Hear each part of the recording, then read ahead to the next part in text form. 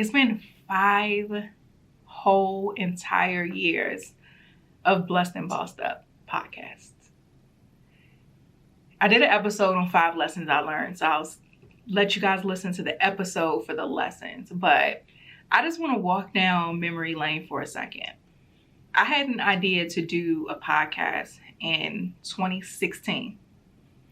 I was doing my youth program, the Queen Academy. I was mentoring girls in my area. I was in schools and really made a name for myself as someone who was impacting the community. But I was at a space where I wanted to leave my job. So I was working. I was doing marketing and business development for an accounting firm. That's where I met my husband at.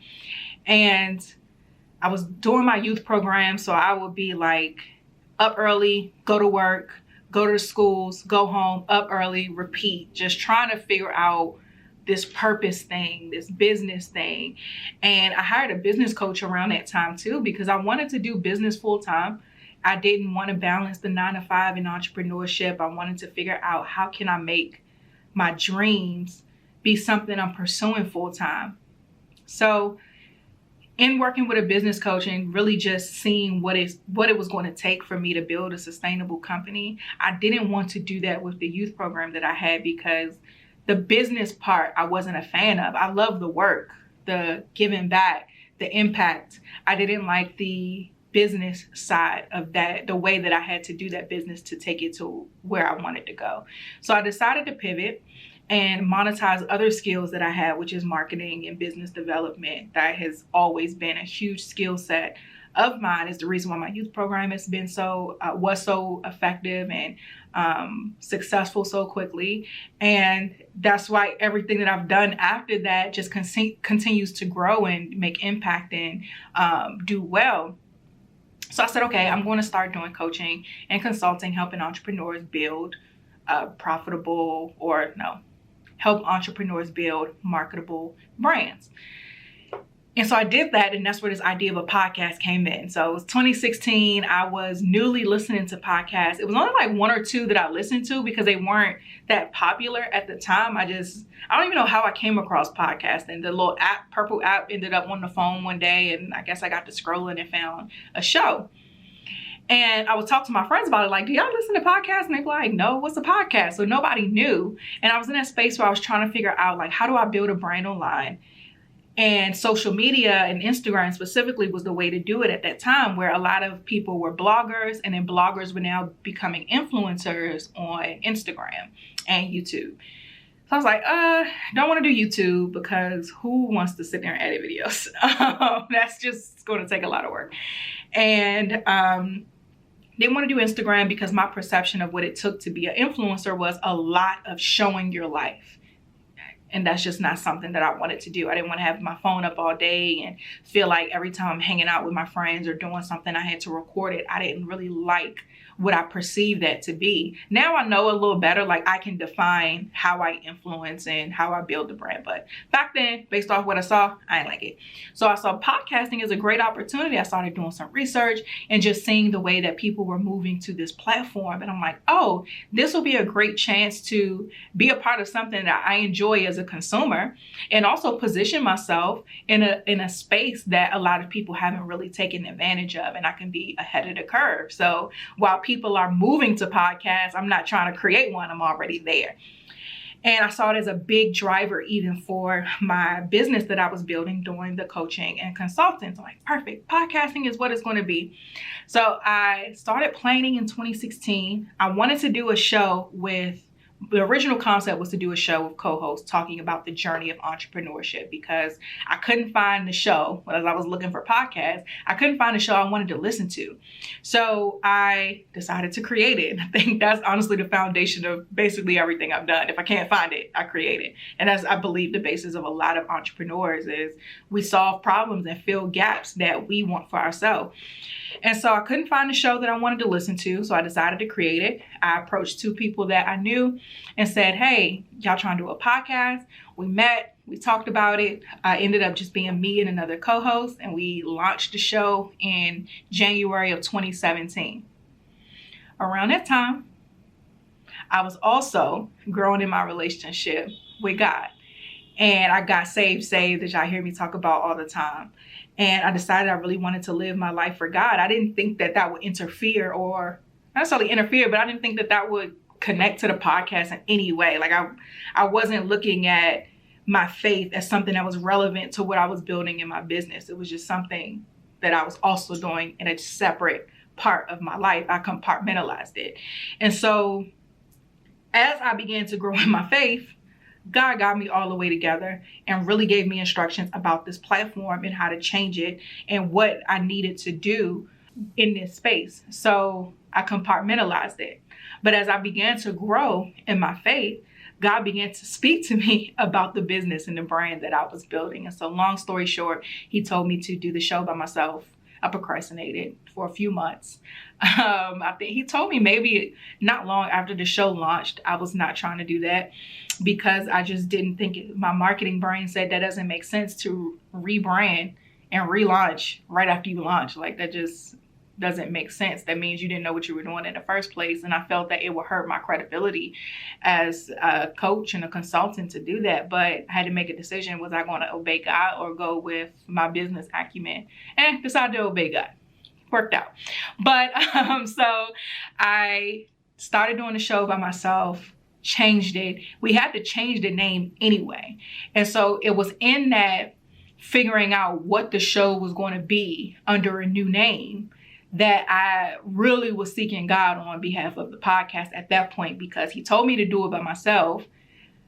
Circumstances happened to where I had to change the name. Now, in figuring out what to change it to was when I started praying and seeking God on behalf of the show. He gave me the whole blueprint of what the message was going to be, teach people how to make God the CEO. I did some episodes probably at the beginning of 2018.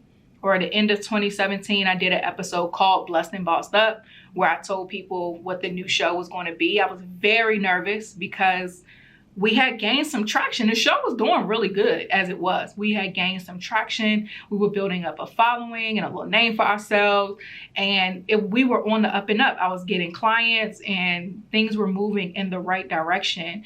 And so I was very scared to make the transition, but I decided to do it anyway. So I did an episode called Blessed and Bossed Up, being very honest about where I was at, what the show was going to be. My co-host and I told everybody that the show will be moving forward with just me.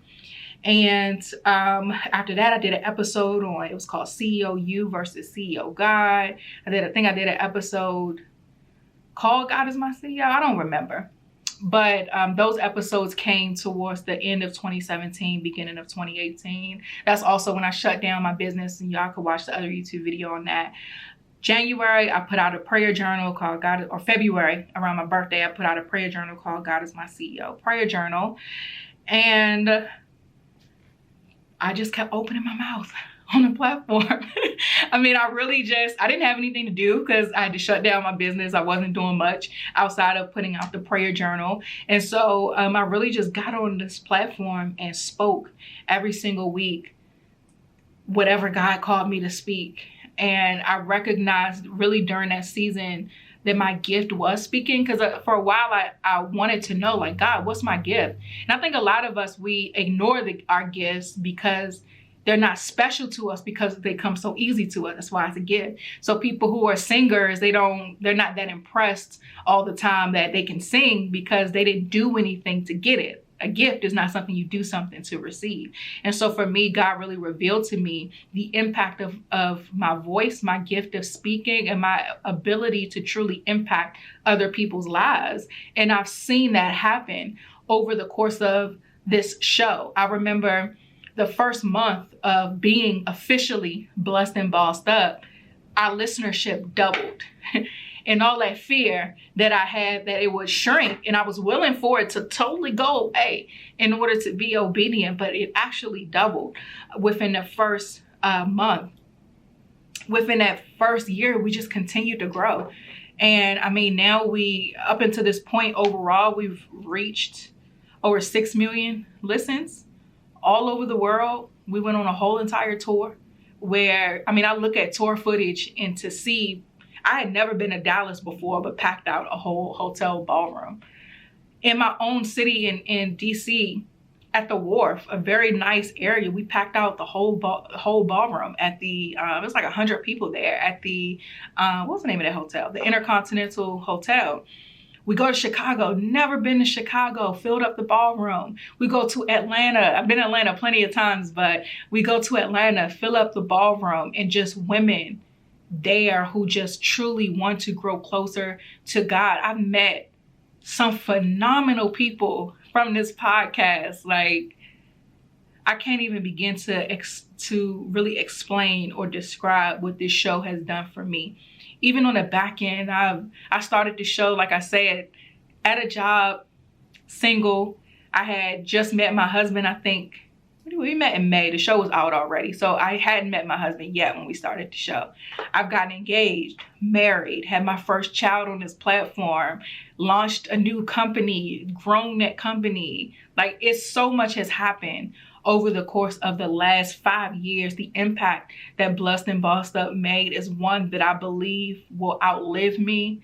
And I'm so grateful that God saw me fit to be the voice on this platform. And to be honest with you guys, it's my goal that even after I'm gone, that this platform can continue no matter who's speaking. It don't have to be me. It just needs to be a place that remains a safe space for God to move. And so thank you guys so much for your support over the last 5 years. Just thank you. Thank you, thank you, thank you, thank you. And this is the number 5 represents grace. And I believe that a new level of grace is going to come over this platform. And when I say this platform, I'm not talking about me. I'm talking about all of you guys who've been listening from day one. I'm talking about those of you guys who just started listening last week. Anybody who gets the opportunity to hear this show. I just pray that this is a year that next year we're going to be blown away by, that tomorrow we're going to be blown away by, and that God is just going to just continue to do something new and something amazing with this platform. So again, thank you again for your support over the years. I appreciate all of you guys who listen to the show, who share the show with your friends and your group chat, hold discussions and all of that. Like, that stuff will never not be mind-blowing to me. Thank you. That's all I got. Thank you.